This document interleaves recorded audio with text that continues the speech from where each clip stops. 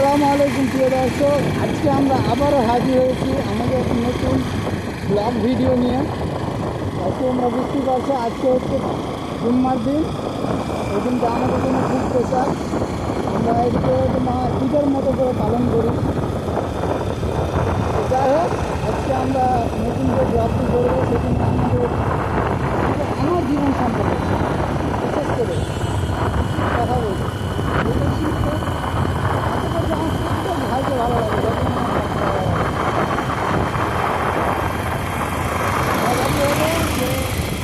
যখন যখন জন্ম নিয়েছিলাম, ঠিক আছে,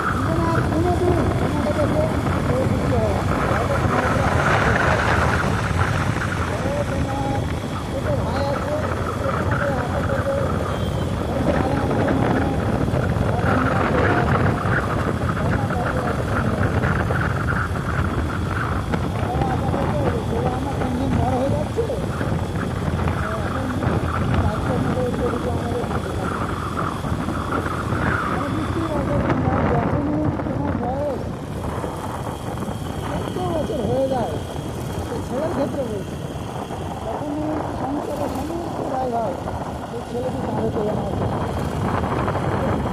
হয়। তখন পড়াশোনা করছি, এটা এমন মনে হবে যে পড়াশোনা না করলে হয়তো আমার ভালো হতো। যেটা করে যেখানে আমি ধরো আগ্রহী করতাম, বয়স কয়টা দিন চোখে কমে যাচ্ছে, সেখানে আমার হবে না কোনো ভালো করে টাকা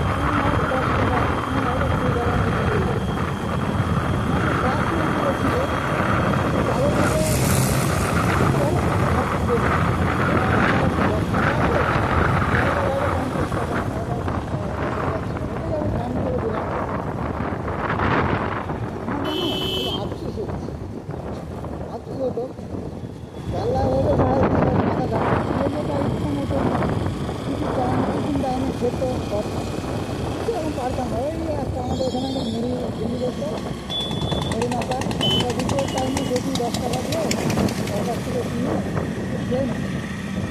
আমার বন্ধুগুলো সারা জীবনই ভালো ছিল।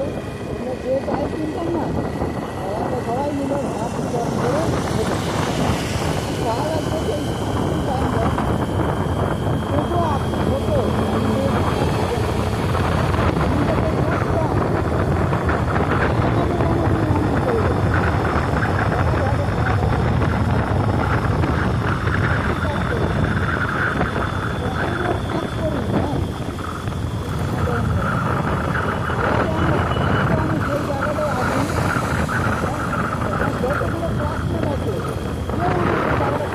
ভিতরে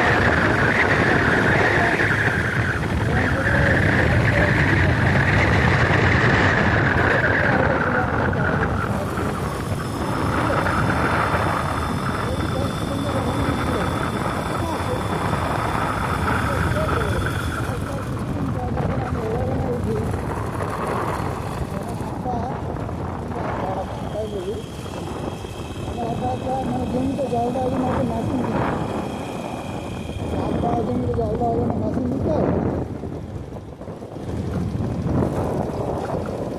জমিতে জল দিতাম। এবং যে সময় আব্বা ধরো থাকতো না, তো তাই বিদেশে কাজ করতো, বাইরে কাজ করতো কি না, বাইরে কাজ করতো, সে সময় আমি সেই জল দেওয়া মেশিনটা নিয়ে জমিতে গিয়ে লোকের জমিতে জল দিতাম এবং ঘন্টা প্রতি 8 টাকা করে 7 টাকা করে পেতাম।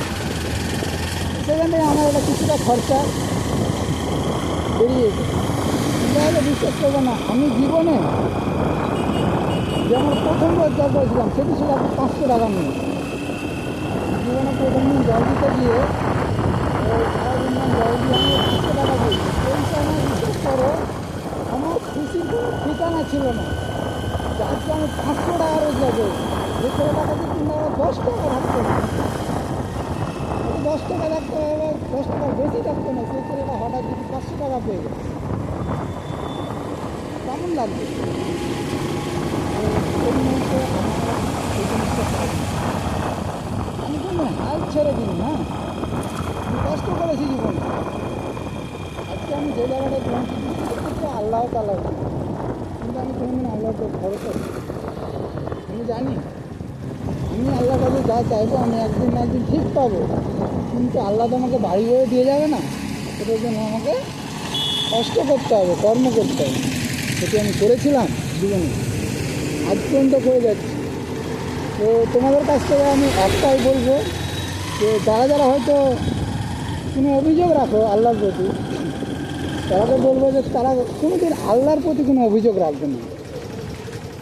কারণ আল্লাহ সবসময় জানে যে তোমার জন্য কোনটা ঠিক। সে তোমাকে বানিয়েছে যত্ন সহকারে। তুমি কারোর কাছে দামি না হতে পারো, কিন্তু তুমি আল্লাহর কাছে দামি। কেন? যে আল্লাহ তোমাকে তার মনের মতন করে সুন্দর করে বানিয়ে তুলেছে। তুমি সবারই কাছে খারাপ হলেও তুমি আল্লাহর কাছে ভালো। তো প্রিয় দর্শক, এটাই ছিল আমার জীবনের একটি ছোট্ট একটি গল্প, যেটি আমি তোমাদের সাথে শেয়ার করব। তো পরের দিন পরবর্তী গল্প নিয়ে আমার জীবনে তোমাদের সাথে আমি শেয়ার করব। তো আজকের মতো ভিডিওটা এখানেই শেষ করলাম। তোমরা আমার চ্যানেলটিকে সাবস্ক্রাইব করো, লাইক করো, কমেন্ট করো এবং বেশি বেশি করে শেয়ার করো, যাতে আমাদের চ্যানেলটা খুব তাড়াতাড়ি গ্রো হয়ে যায়। আজকের ভিডিও এখানকার মতন শেষ। আসসালামু আলাইকুম।